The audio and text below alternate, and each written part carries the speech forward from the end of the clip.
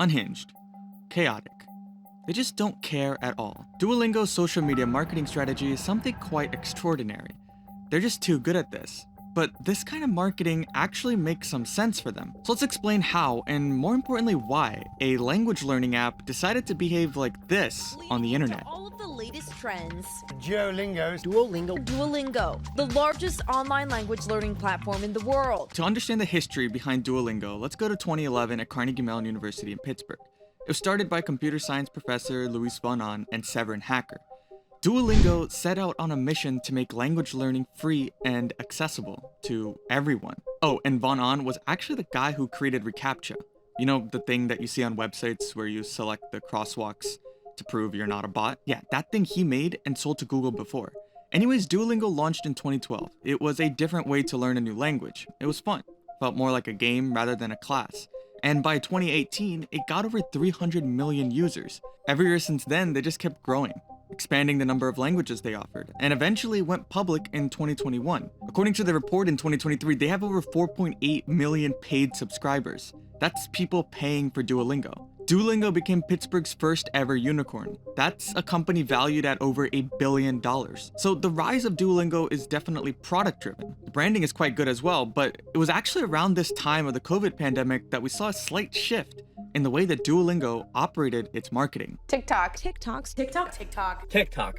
just... Duolingo's TikTok strategy just went to another level. They quickly embraced another more unconventional, as some would say, unhinged approach to acquiring and also engaging their target users. I mean, there was one video that Duolingo made called Duolingo Push. Duo is sort of portrayed as this persistent, kind of terrifying character, making sure that you're completing your lessons. And people really loved this.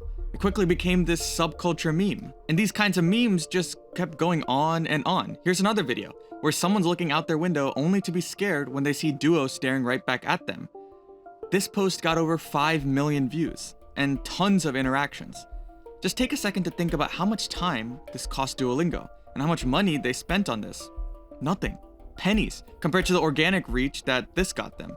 This is true brand building at its finest, but I think saying it unhinged is actually not the right thing.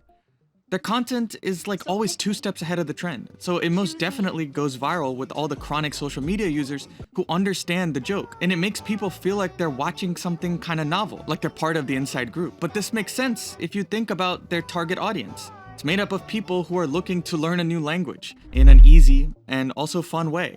This includes students, young professionals, but more importantly, people across the world. And tapping into these subculture, meme, short-form content trends is something that is able to capture people no matter what country they live in.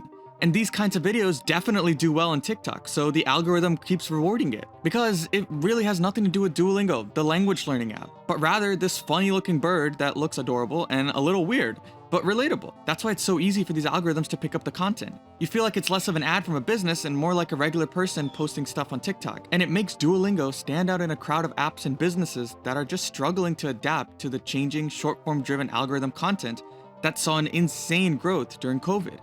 And it allowed them to connect with their target audience on a much more personal level. And it created this sense of community among users who are seeking a fun and effective way to learn a new language.